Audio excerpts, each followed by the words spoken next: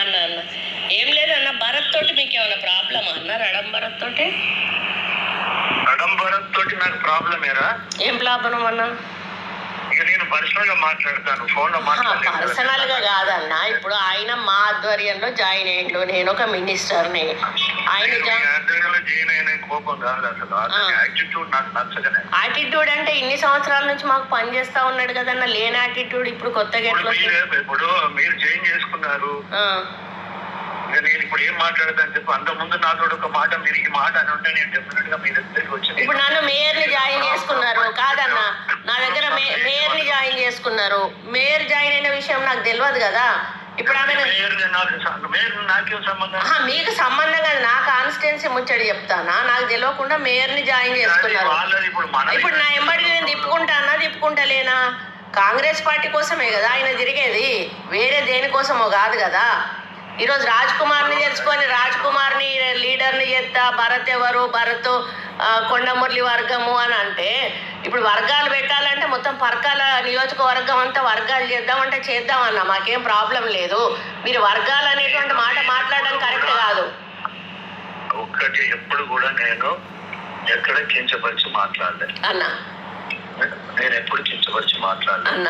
నిన్న కూడా మాట్లాడుతూ నేను కొండమురళి గారి పేరు తీసుకొని అందరు సహకరించాలని ప్రతి ఒక్కరి పేరు తీసుకొని పర్లేదు. మిమ్మల్ని గెలిపించారు కాబట్టి మీరు తీసుకోవాల్సిందే, తీసుకోకపోతే మీకే పరువు పోతుంది, మీకే ఇబ్బంది అవుతుంది, అది మాకు తెలుసు.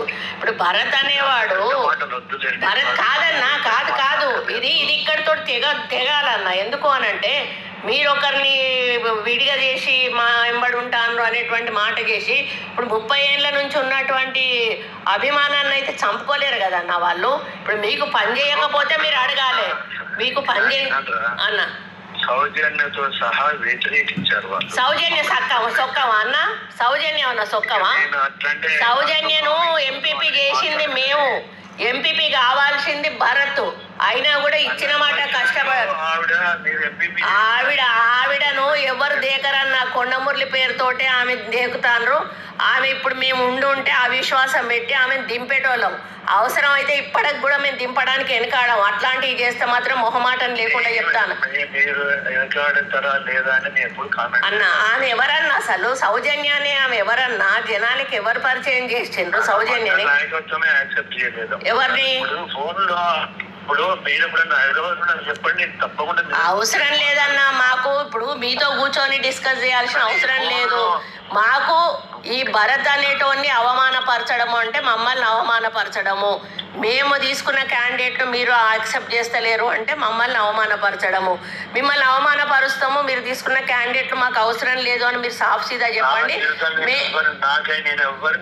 కాదన్న, ఆయన పర్మిషన్ కోసం పెడితే ఆయన మీద కేసు ఎట్లా పెడతారన్న? మీటింగ్ కోసం పర్మిషన్ కు పెడితే ఆయన మీద కేసు ఎట్లా పెడతారు? కాదమ్మా, ఎట్లా కనీసము మీరు కూడా ఒక కాన్స్టిట్యున్సీకి మంత్రిగా ఉన్నారు, ఎమ్మెల్యేగా ఉన్నారు. అవును. ఏ విధంగా వితౌట్ నోటీస్ తోటి అప్లికేషన్ ఎవరైనా అంటే మిమ్మల్ని పిలవకుండా పెడతాడు అన్న? ఒకవేళ పెడితే ఎవరు ప్రకాశం తెలియకపోతే మిమ్మల్ని పిలవకపోతే మీరు కేసు పెట్టాలి. మిమ్మల్ని సస్పెన్షన్ ఎత్తేసారా? సస్పెన్షన్ ఎత్తేసారా? ఎవరిది సస్పెన్షన్ కూడా ఎత్తేయలేదు, ఆయన పేరు సస్పెన్షన్ ఉన్నది. ఎక్కడ లేదు లేదు, మీరు తెలుసుకోండి. మహేష్ అన్నకు ఫోన్ చేసి తెలుసుకోండి అన్న. ఎత్తేసినాకనే మేము పార్టీలో జాయిన్ చేసుకున్నాం ఆయనను. మనకు అన్ని పద్ధతి ప్రకారమే చేస్తామన్నా.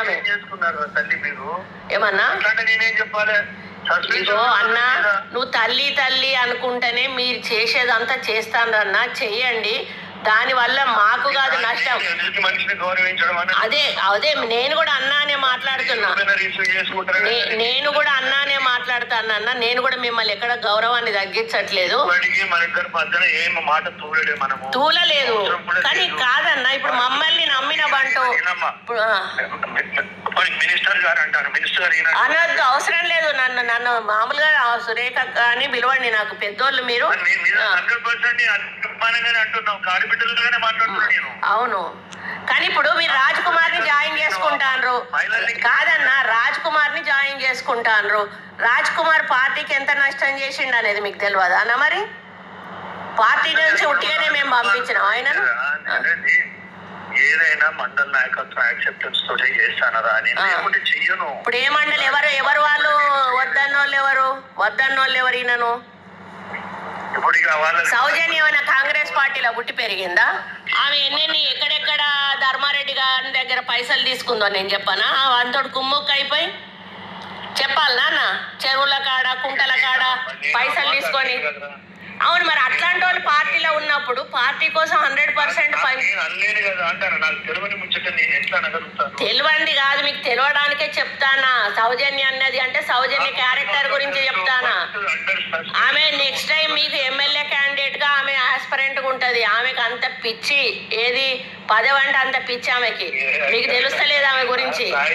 0.1% కూడా తెలియదు మీకు ఆమె గురించి. మేము చెప్తాము, అనుభవించిన వాళ్ళం మేము చెప్తాము. ఆమె భరత్ ఎంపీపీ భరత్ కావాలన్నా పొరపాటున ఆమె అయింది. మేము అసమ్మతి పెడతామన్నా, చూద్దాం ఇక ఆమె ఎంపీపీ ఎట్లుంటుందో చూద్దాం. మేము అసమ్మతి పెడతాం. రేపు ఆమెను గద్దె దించుతాం. రేపు గద్దె దించుతామన్నా ఖచ్చితంగా సౌజన్యాన్ని గద్దె దించుతాం. భరత్ను మేము ఎంపీపీ చేస్తాము. మీరు ఇట్లనే ఆయనను విడదీస్తే మాత్రం తప్పనిసరిగా గీజుగొండలో మాత్రం వర్గపోరు అయితే నడుస్తుంది అన్న. మేము ఉట్టి ఊరుకోము. గీజుగొండ అనేది మా సొంత మండలము. అక్కడ ఎవరికి అన్యాయం జరిగినా కూడా మేము నోరు మూసుకొని ఊరుకోము. మాకు అవసరం లేని వాళ్ళని కూడా మీరు ఎంటర్టైన్ చేసినా కూడా మేము ఊరుకోమన్నా. మిగతా కాన్స్టిట్యున్సీలలో లేదు, మీరు రాజ్ కుమార్ని తీసుకుంటే మాత్రం ఖచ్చితంగా ఖచ్చితంగా మేము అక్కడ వర్గపోరు స్టార్ట్ చేస్తాము. అది ఖచ్చితంగా జరుగుతుంది.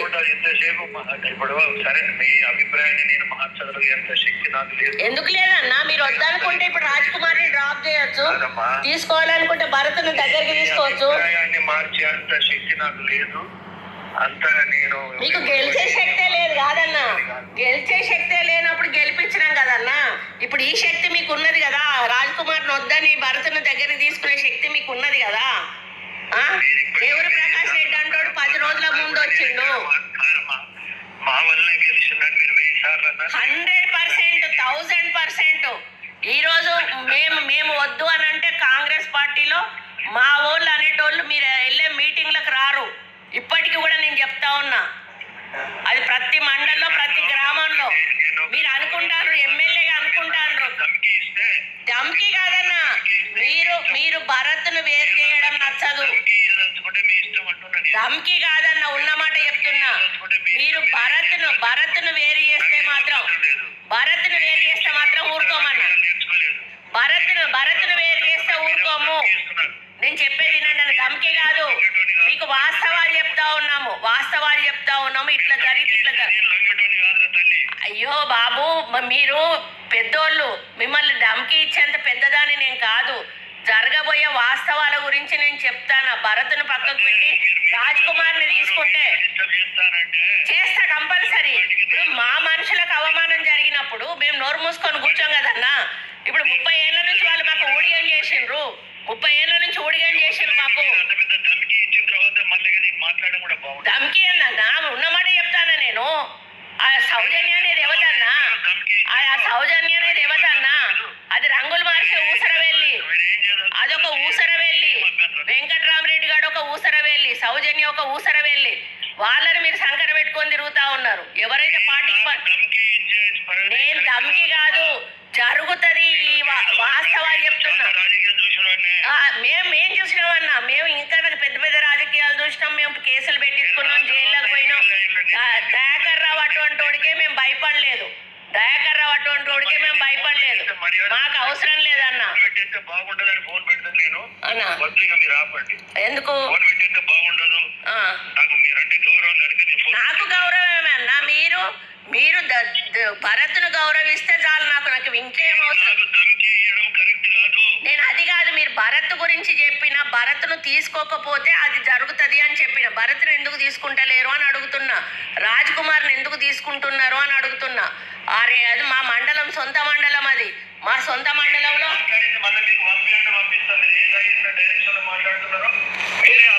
రికార్డ్ చేసుకుంటున్నారు కదా, చేసుకోండి. నాకేం ప్రాబ్లం లేదన్నా. రికార్డ్ చేయండి. నేనేం మాట్లాడలే. నేను అన్ని కూడా ఒళ్ళు దగ్గర పెట్టుకునే మాట్లాడతాను, మైండ్ దగ్గర పెట్టుకునే మాట్లాడతాను. రాజ్ కుమార్ని ఎంటర్టైన్ చేయొద్దు. భరత్ను మీరు కలుపుకోండి. పార్టీకి అక్కడ మేలు జరుగుతుంది అని చెప్తున్నా నేను. రాజ్ కుమార్ వల్ల పార్టీ నష్టపోయింది. అక్కడ భరత్ వల్ల పార్టీ పైకొచ్చింది, ఈమెతోటి మొత్తం అవినీతి జరిగింది, వెంకట్రామరెడ్డి గారు దొంగ, వెంకట్రామరెడ్డి గారు ధర్మారెడ్డి గారు తొత్తువాడు, వాడి దగ్గర పైసలు తీసుకొని బతుకుతాడు వీడు దొంగ, వీనికి కూడా ఇచ్చిండ్రు ఇవాళ. మినిస్టర్ గారు ఒక్క సెకండ్ దయచేసి నా మాట్లాడండి. నేను ఫోన్ పెట్టేయడం అనేది నాకు సంస్కారం అనిపిస్తలేదు, బాగా అనిపిస్తలేదు. దయచేసి అర్థం చేసుకోండి. మీరు చెప్పిన నేను విన్నాను. మీరు ఏం చేయదలుచుకున్నా నేనేం అడ్డుపడటం కూడా కాదు, మీ ఇష్టం మీరు ఏం చేసుకుంటారో. రాజ్ కుమార్ విషయం ఏం చేద్దాం అనుకుంటున్నారు అదొక్కటి చెప్పండి. థ్యాంక్ యూ అమ్మా. రాజ్ కుమార్ విషయం ఏం చేద్దాం అనుకుంటున్నారు?